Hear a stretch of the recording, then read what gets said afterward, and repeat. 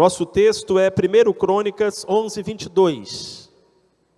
Em fevereiro temos nos lembrado um pouco das aventuras dos valentes de Davi, Samar, Jazobeão, Eleazar. E hoje nós vamos falar sobre mais um dos valentes de Davi. O nome dele era Benaías. E queremos falar sobre o tema Vencendo as lutas interiores. 1 Crônicas 11, 22. Se o visitante não tem Bíblia, chega lá pertinho dele, pertinho dela, e lê a Bíblia junto com ele, abençoa o seu irmão, o seu vizinho.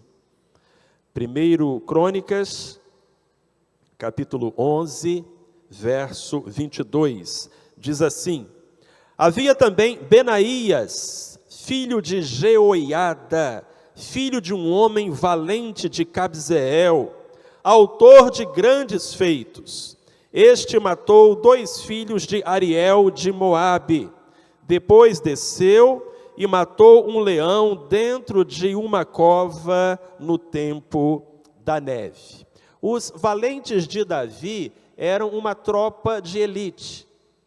À época, existiam 2 grupos militares em Israel: o Exército Nacional, formado por milhares de soldados convocados em tempo de guerra, e os valentes de Davi, uma tropa de elite que, quando não estava guerreando, estava treinando para guerrear. E isso fazia com que aqueles homens se tornassem excelentes soldados, e pela fé em Deus, e pela inspiração no seu grande herói, que era o próprio Davi, aqueles homens realizaram façanhas que ficaram registradas na palavra do Senhor. Este foi o caso de Benaías, um guerreiro que fazia parte do grupo dos valentes de Davi, dos 37 valentes de Davi, mas que, ao contrário dos outros 3, não fazia parte daquele grupo dos melhores entre os melhores. Benaías estava no grupo dos segundos 3. Ainda assim, ele se destacou tanto, que quando o rei Salomão, depois da morte de Davi, teve que escolher um general para comandar os seus exércitos, Benaías foi o homem escolhido. E a gente se pergunta por que Salomão escolheu Benaías. A gente sabe que Salomão era um homem muito sábio. Deus deu a ele sabedoria. Por que Salomão escolheu para ser o general do exército alguém que era do grupo dos segundos 3? Salomão poderia ter escolhido Jazobeão, Eleazar, Samar. Por que Salomão escolheu Benaías? Ao que tudo indica, meus irmãos e minhas irmãs, o único diferencial de Benaías, a única coisa que ele fez e que mais ninguém fez, foi descer numa cova e matar um leão no tempo da neve. Então isso nos faz pensar que Benaías se destacou dos outros como guerreiro, no momento em que ele se tornou uma inspiração e uma referência sobre aqueles que travam as lutas interiores. E eu lhes digo, amados, que as batalhas mais sérias da vida têm como campo o nosso próprio coração. As lutas exteriores são ganhas ou perdidas, na medida em que nós ganhamos ou perdemos as nossas lutas interiores. Se no tempo da neve a gente desce no fundo da cova e mata o nosso leão. Mark Twain, um escritor satírico americano, dizia que todos os homens são como a lua, têm um lado escuro que não mostram para ninguém. De fato, nós que conhecemos a nós mesmos, identificamos lutas, dificuldades, fraquezas e defeitos que talvez outros não enxerguem. E essa é a nossa luta. Lutamos para ser pessoas melhores, para vencer o pecado, para triunfar sobre a tentação, para alcançar a santidade. E essa luta às vezes nos parece tão demorada e infrutífera que somos tentados algumas vezes a desanimar, mas jamais podemos fazer isso. O poeta Robert Browning disse que quando a luta começa em seu interior, então o homem já vale alguma coisa. É um pensamento interessante deste poeta inglês Robert Browning. Quando a luta começa em seu interior, então um homem já vale alguma coisa. Benaías é citado aqui em 1 Crônicas, capítulo 11, versículo 22. No versículo 23 é dito também que ele matou um egípcio, homem de grande altura, de 5 côvados, 2,5 metros. O egípcio tinha na mão uma lança como o órgão de um tecelão, mas Benaías desceu contra ele com um cajado. Será que Benaías era pastor? Ele tinha um cajado. Se ele era um pastor, aquele gigante aprendeu que com pastor não se brinca. Benaías foi até ele com um cajado, arrancou-lhe da mão a lança e com ela o matou. Uma façanha, mas não muito diferente das façanhas de Samá, Jazobeão e Eleazar. O que chama a atenção na história de Benaías é que ele desceu e matou um leão dentro de uma cova no tempo da neve. 3 coisas para nós observarmos e aprendermos. Primeira coisa, qual foi o momento da luta? Quando foi que Benaías desceu na cova e matou o leão? A Bíblia diz que foi no tempo da neve. E esse é um dado interessante. O tempo da neve, lá em Israel, era o tempo em que não acontecia batalhas, guerras. Se você abrir a sua Bíblia, em 1 Crônicas 21, você vai encontrar essa expressão. No tempo em que os reis costumavam sair à guerra, 1 Crônicas, capítulo 20, verso 1. Como assim? No tempo em que os reis costumavam sair à guerra. Tinha época do ano para guerrear. Porque no tempo da neve, no tempo da chuva, as estradas ficavam enlameadas. E os carros de batalha e os soldados não conseguiam se mover com facilidade. Então os reis e os exércitos se programavam, se planejavam e moviam as suas forças em épocas nas quais eles pudessem se mover com mais facilidade. No tempo da neve não tinha luta, no tempo da neve não tinha batalha. Isso nos faz pensar, meus queridos e minhas queridas, que existem na vida de todo cristão tempo de neve. É um tempo no qual nós não podemos lutar as guerras exteriores.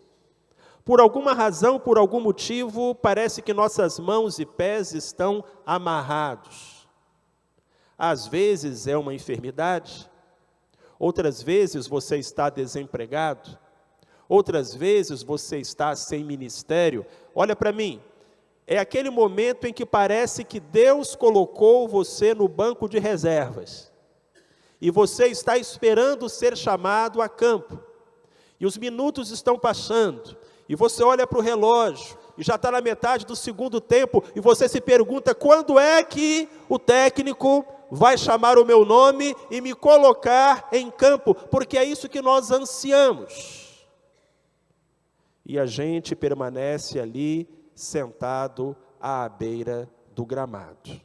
Tempos de neve, tempos em que não podemos sair para guerrear, tempos em que parece que não podemos fazer nada. São tempos preciosos. Talvez em tempos como esse, como Alberto disse na sua canção, chegamos a pensar, possamos imaginar, Deus esqueceu de mim. Não é verdade. São aqueles momentos em que Deus está tratando você. São aqueles momentos em que, impossibilitado de se dedicar às lutas externas, você se dedica às lutas internas, às lutas do seu coração. E isso é uma necessidade, porque todos encontramos no nosso coração inimigos que precisamos vencer. E às vezes que não vencemos. Quando eu lembro do rei Davi, que foi o valente dos valentes, o herói dos heróis, que foi a inspiração para todos esses soldados fazerem proezas, porque você se lembra, antes de Davi aparecer, não tinha valente em Israel. O gigante Golias se apresentou durante 40 dias e lançou um desafio. Quem aí é homem para vir lutar contra mim? E não houve resposta. Mas depois que Davi derrotou Golias, os valentes começaram a aparecer.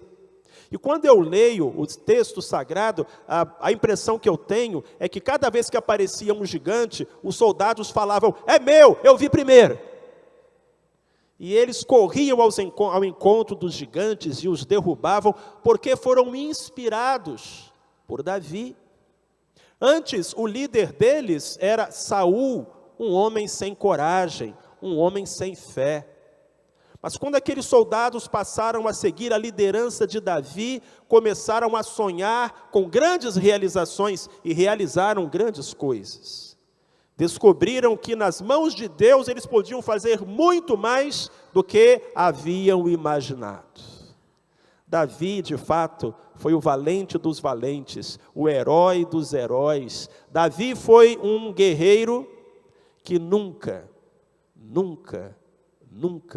perdeu uma batalha.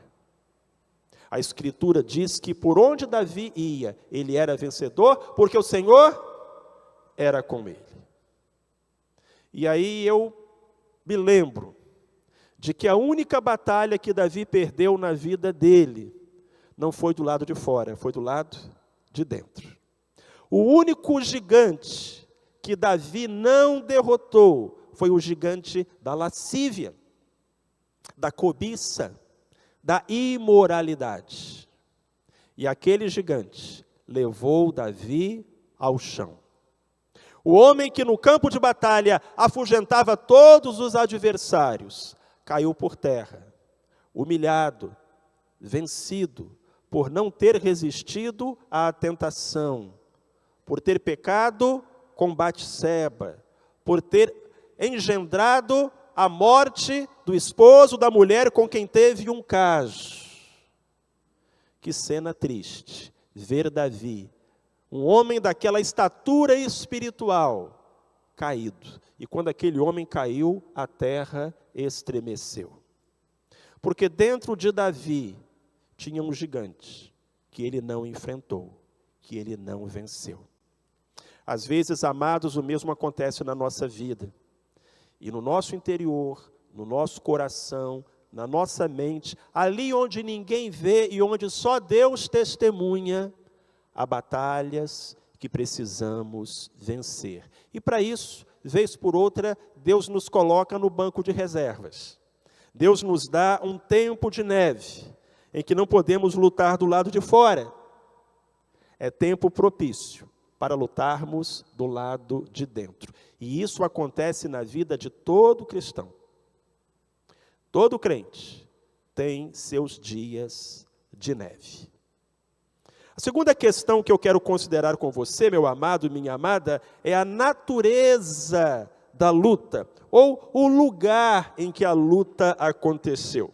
A gente sabe que foi no tempo da neve, a gente sabe que foi contra um leão, mas foi onde? O que está escrito aí na Bíblia, como você lê? Benaías, certo dia, pegou o seu arco e a sua flecha e disse: vou caçar um leão, e saiu seguindo o rastro em campo aberto. É isso que está escrito na sua Bíblia? Não. Que coisa louca. Ele foi pegar um leão dentro do covil da fera. Ele desceu à cova. Nós não sabemos por que Benaías fez isso. É possível que aquele leão estivesse matando pessoas, estivesse matando ovelhas, e os moradores da região tenham pedido a ajuda de Benaías. Naquela época era assim. Quando as pessoas se defrontavam com algum problema, alguma dificuldade, chamavam os valentes, chamavam os heróis. Nós não sabemos. O fato é que, um dia, no inverno, Benaías desceu a uma cova. A luta mais importante da vida daquele homem foi num lugar abafado, escuro, sombrio, apertado. Ele desceu às entranhas da terra. Ele desceu a um espaço solitário e escuro. O que é bem símbolo, meus irmãos e minhas irmãs, do nosso próprio coração.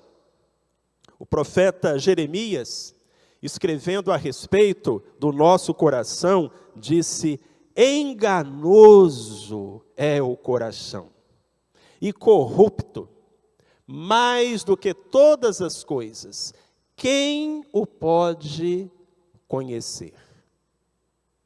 De modo, meus amados, que no tempo da neve, Benaías desceu a uma cova, que para nós simboliza a nossa própria alma, o nosso próprio interior. Um grande filósofo grego chamado Sócrates, mundialmente e ao longo dos séculos conhecido, falava: conhece-te a ti mesmo. É a boa metade de um conselho. A segunda metade é: e conserta o que estiver errado.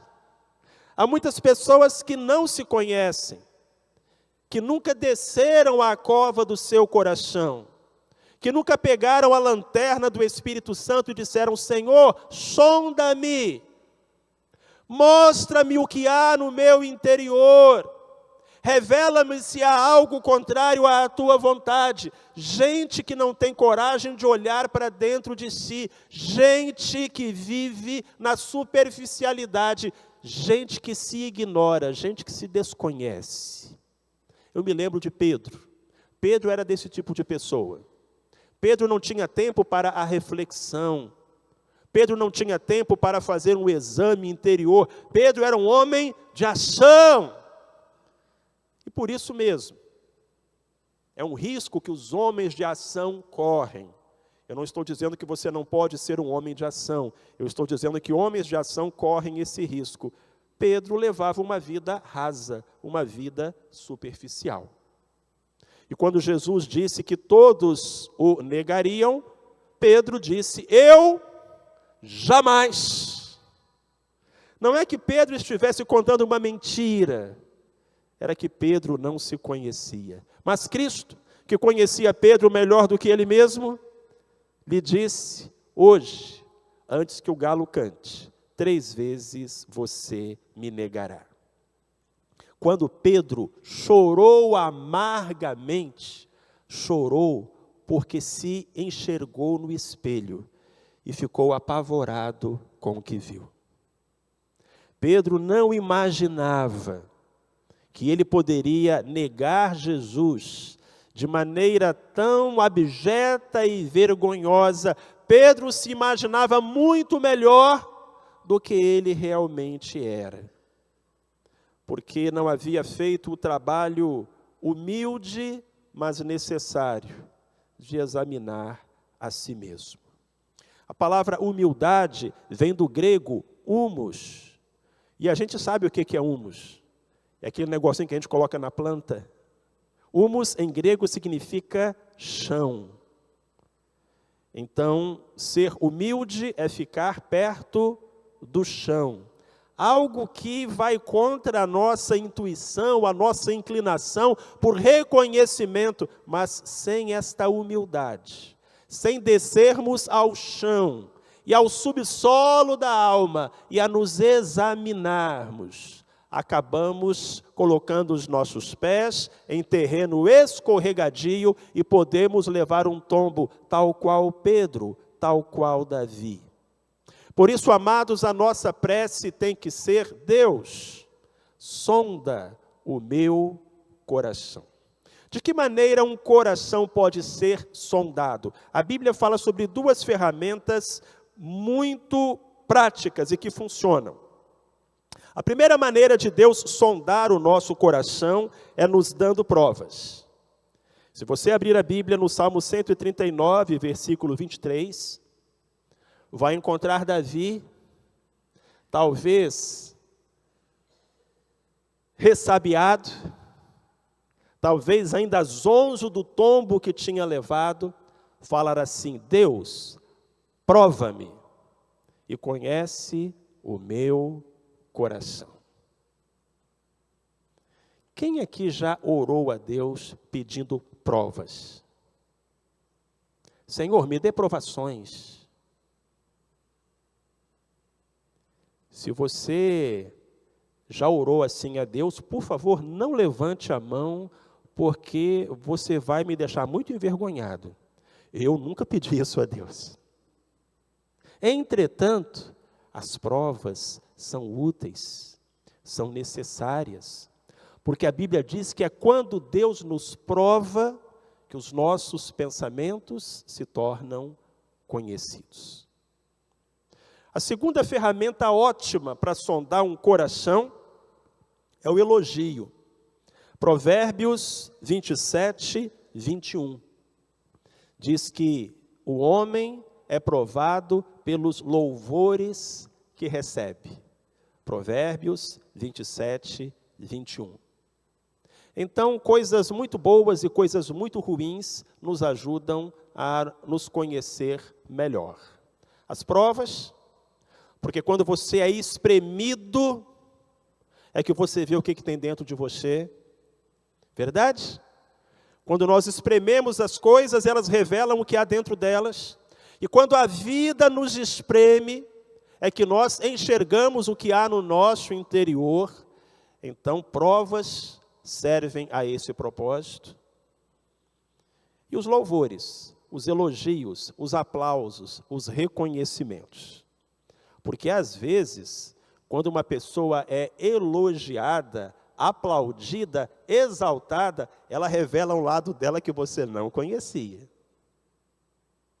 E eu fico me perguntando se os elogios não são mais perigosos do que as provas. Em outras palavras, quando tudo estiver muito ruim e quando tudo estiver muito bom, você vai se mostrar, você vai se revelar. Então, que Deus use as circunstâncias, agradáveis ou desagradáveis, para ajudar você a se conhecer melhor. Porque quando nos conhecemos melhor, sabemos dos nossos pontos fortes e dos nossos pontos fracos. Sabemos, dali eu não posso me aproximar. Sabemos, isso eu preciso buscar mais e melhor. De uma coisa eu sei, você pode esconder os seus pontos fracos do seu melhor amigo, mas você não pode escondê-los do seu pior inimigo. Se você não se sondar, não se examinar, não se observar, eu digo para você, o diabo está fazendo isso. Ele está sondando você, examinando você, observando você, e você pode esconder os seus pontos fracos do seu melhor amigo, mas você não pode escondê-los do seu pior inimigo. Isso nos leva a uma terceira e última questão. O resultado da luta. Primeiro, em que tempo Benaías lutou? Na neve. Segundo, em que lugar o Benaías lutou? Na cova. Terceiro, com que Benaías lutou? Com o leão. Ele encontrou um leão no fundo daquela cova. A Bíblia diz que ele desceu e matou um leão dentro de uma cova no tempo da neve.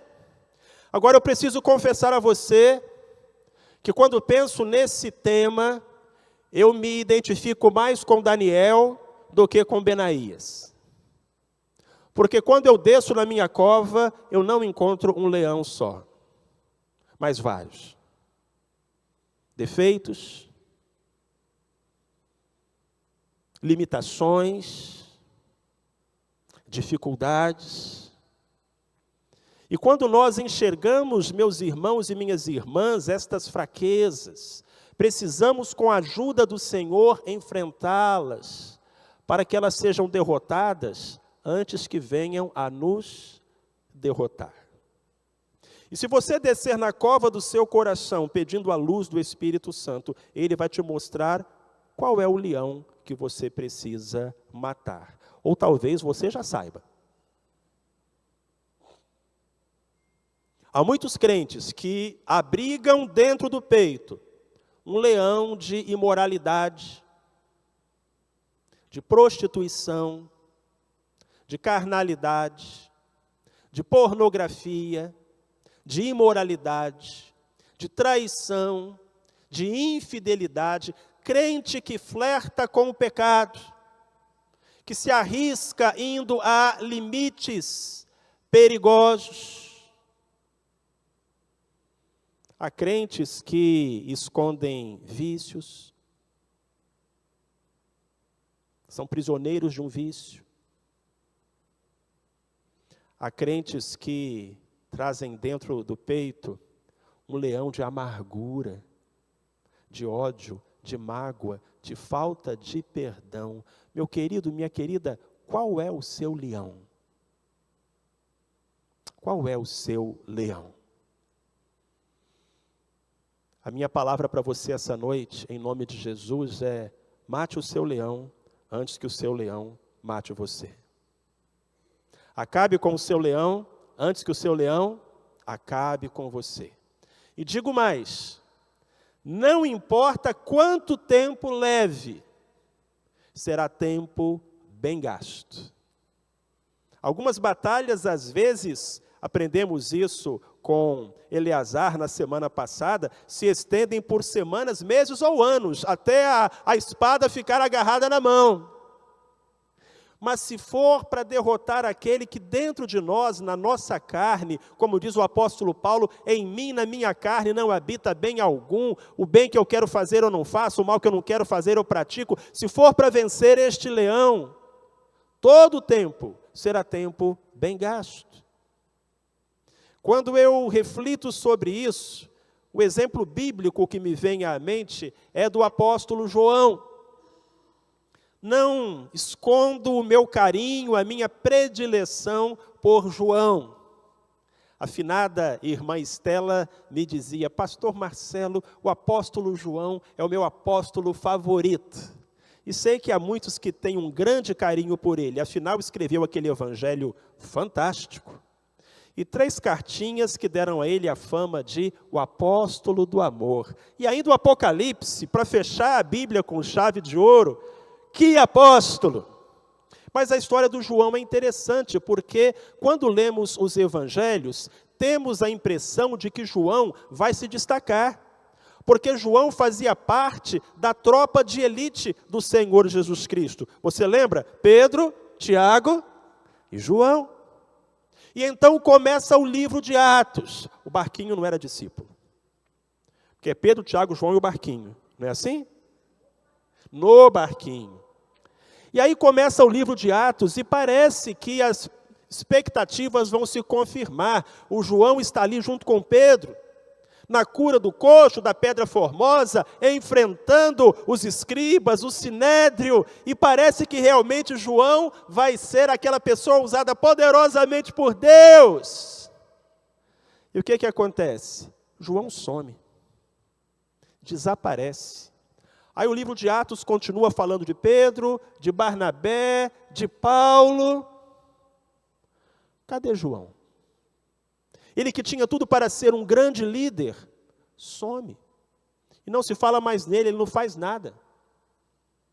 E sumido fica por 50 anos. Ele era o caçulinha dos apóstolos, o mais novinho dos discípulos, e some.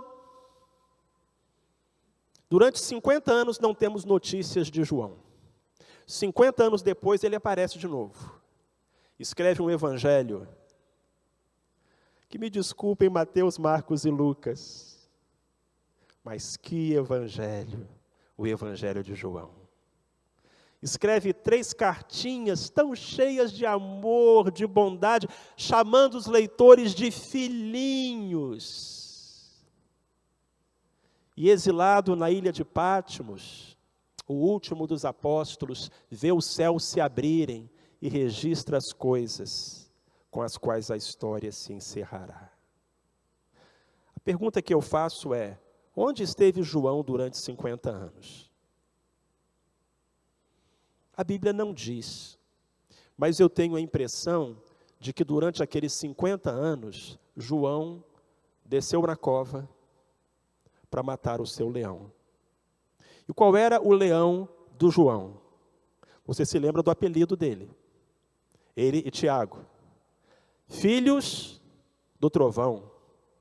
Porque os meninos, os filhos do Zebedeu e da Salomé eram esquentados, irmãos.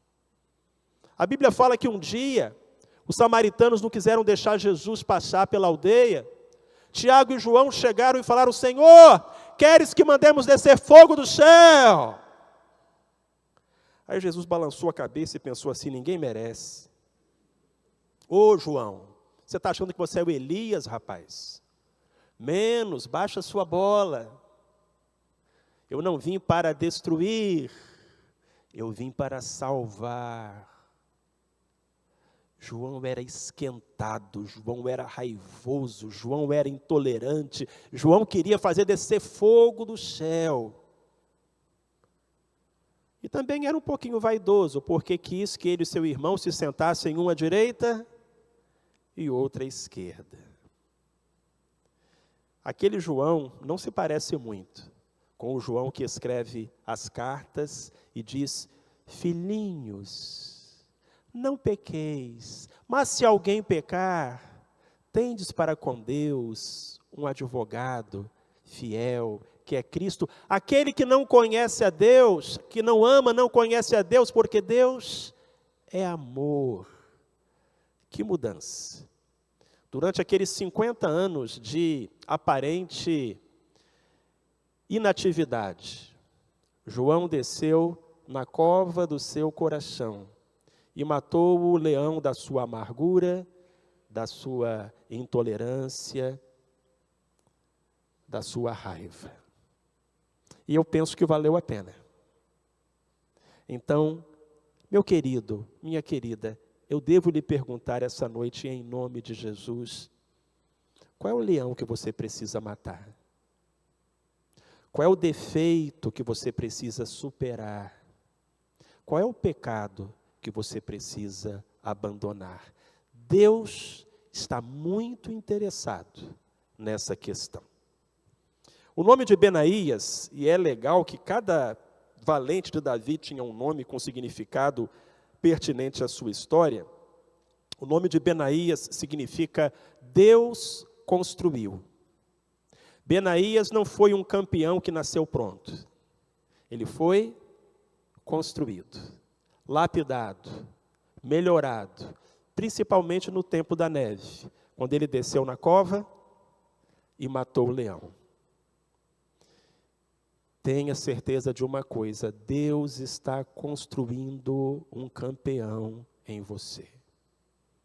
Deus quer usar você de maneira poderosa. Deus quer abençoar muita gente através de você. Então, diga ao Senhor: Pai, me sonde, me conhece. Desce na cova junto comigo, Senhor, e me ajuda a matar o meu leão, para que eu saia dessa experiência um vaso de bênção nas mãos do Senhor. Que Deus nos abençoe.